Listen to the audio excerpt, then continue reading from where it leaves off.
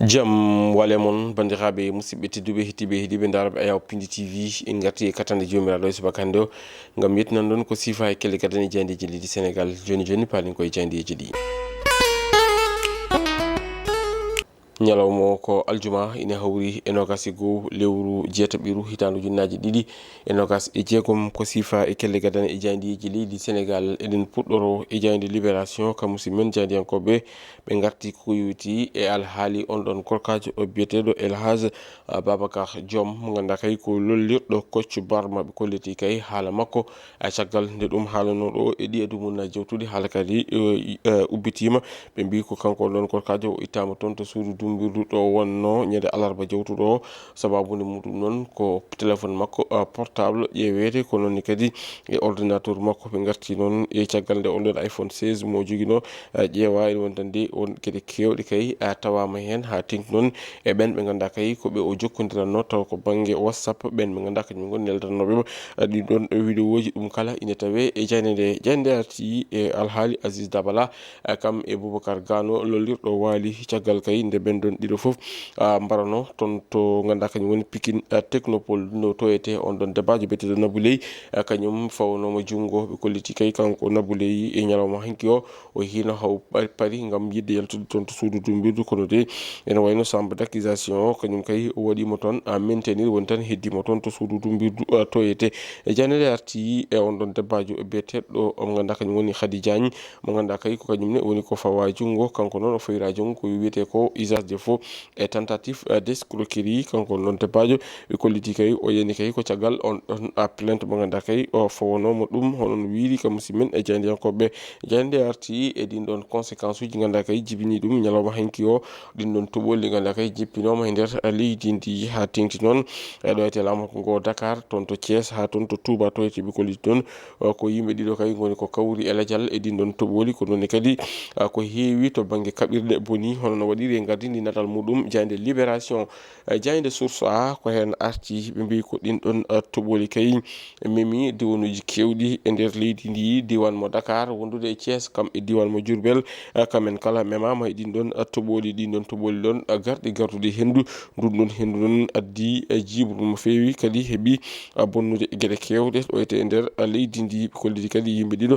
kawri hen e ladial hono wiiri kam musidmen jandiyankoɓe ɓe gartini kadi e ko yowiti alhaali on ɗon enquête mo ganduɗa kay gono losko ganduɗa ko sarɗiyankoɓe mbaɗi ɗum ko yowiti alhaali contrôlé wadde tan contrôlé mo ganduɗa kay ko kañum woni ko wiyete ko action mo gouvernement o ɓe garti noon e den ɗon toɓɓe ɗe ganduɗa kay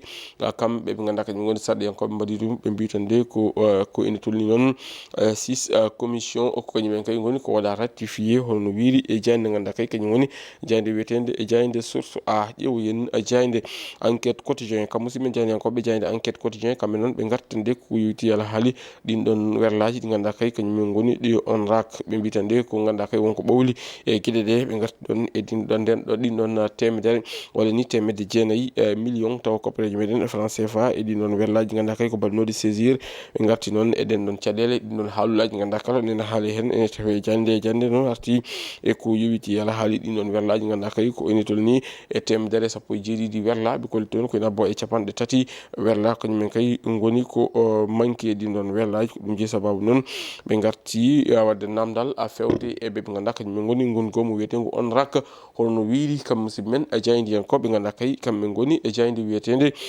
jayde enquête quotidien en jayde quotidien kam musidɓe jaydiyankoɓe ɓe garti ko e ɗin ɗon toɓoli ganduɗa kay jippima ñalawma hanki o ɗo ete nder leydi ndiyete ha tekno ɗino diwanuji ɓe mbi ko Thiès Dakar kam e Touba kañumen kay goni ko daɗani e ɗin ɗon toɓoli wi caggal ɗin ɗon toɓoli noon woodi kodi battidi to banggue yaaha gara o e nder ɗeɗo guure kono ne kadi ɓe kolliti wonde kay won neɗɗo goto mo ganduɗa kay hawri hen e ladial ɗum noon waɗi ko toon to Touba to yete holno wiiri kam musidɓe men jaydiyankoɓe mbi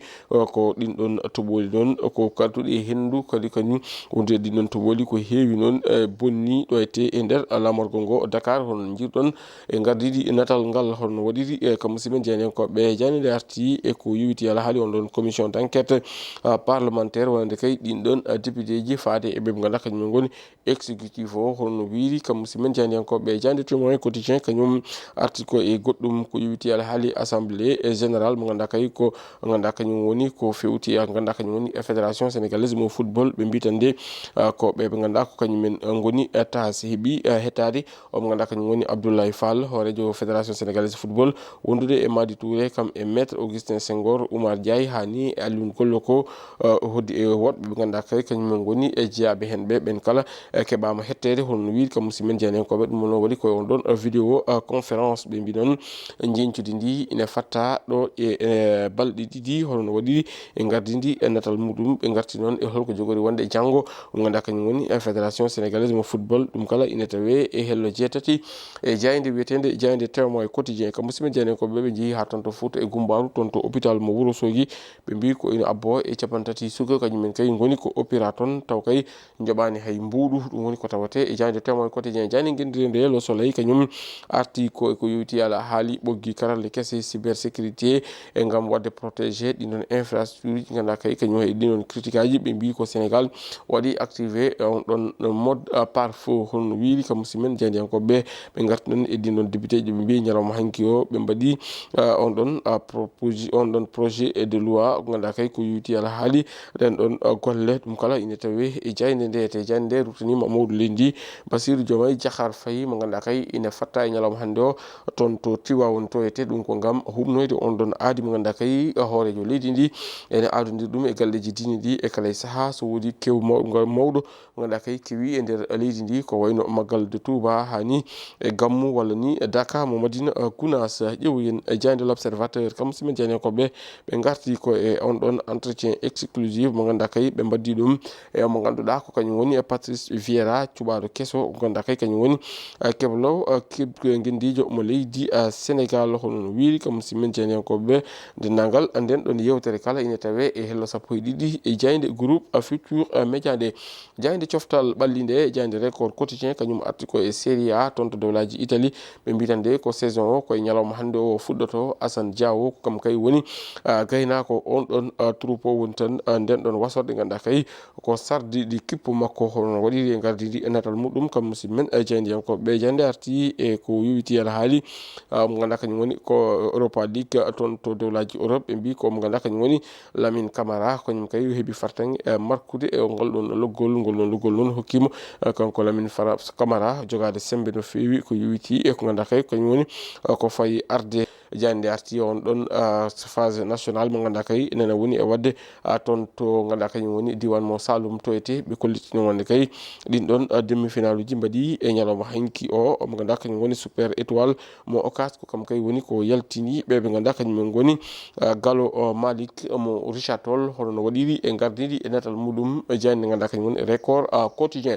bandiraɓe musidɓe tedduɓe hettiɓe heeɗiɓe daraɓe Ayaw Pindi TV gasi ha laaɓi ceerre ko ɗum woni komin kemno rubinanade ko siifa e kele gaden yoga e jayndeji leydi Sénégal adi meɗen e rubido jayndeji wonata ko altine soko weeli keno ɗo e nden min mo jokke ɗoftade kam e rewidade programme uji ɗi Pindi TV ko noon kadi eɗen mbaɗa herjino fewde e ɓen ɓe ganduɗa kañumen goni sofereɓe dognoɓe werlaji paɗen ko e gammu woni mawludu nabi jamma ɓurnado windere on ɗon jamma noon moni kala ene yiiɗi mawninoyde ɗum e nokku muɗum walla ni mawni ɗum e on ɗon nokku mo suuɓi gam yaade mawniya on ɗon jamma wadde noon en erima ɓen ɓe ganduɗa kañumen goni joomen werlaji en nde mbaɗata jaam e dow bolol ngol nawa yimɓeɓe e dow jaam garta e dow jaam taw ala heñare taw kadi wondani kadi e poɗodiral hani e lor kam e tampere gummiɗo gam yaade toon to galle muɗum walla to nokku muɗum walla ndi to on nokku mo suuɓi gam mawnoyde on ɗon jamma yiiɗi ko yettade e dow jaam wadde noon ne mbaɗi erago fewde e dendagal sofereɓe ne mbattata hakkillaji mumen e dow laabi ɗi ganda ko pitali jonni jaara jaam bandiraɓe musidɓe tedduɓe hettiɓe heeɗiɓe daroɓe Ayaw Pindi TV kasi ha laabi ceer ko ɗum ɗon komin kemno rubinade ko siifa e kele gaɗen e jayndeji leydi Sénégal adi meɗen e rubinde jayndeji ko altino gonata soko weeli keno ɗo e nden min bo jokke ɗoftade kam e rewinade programme uji ɗi Pindi TV Allah jarama on jarama.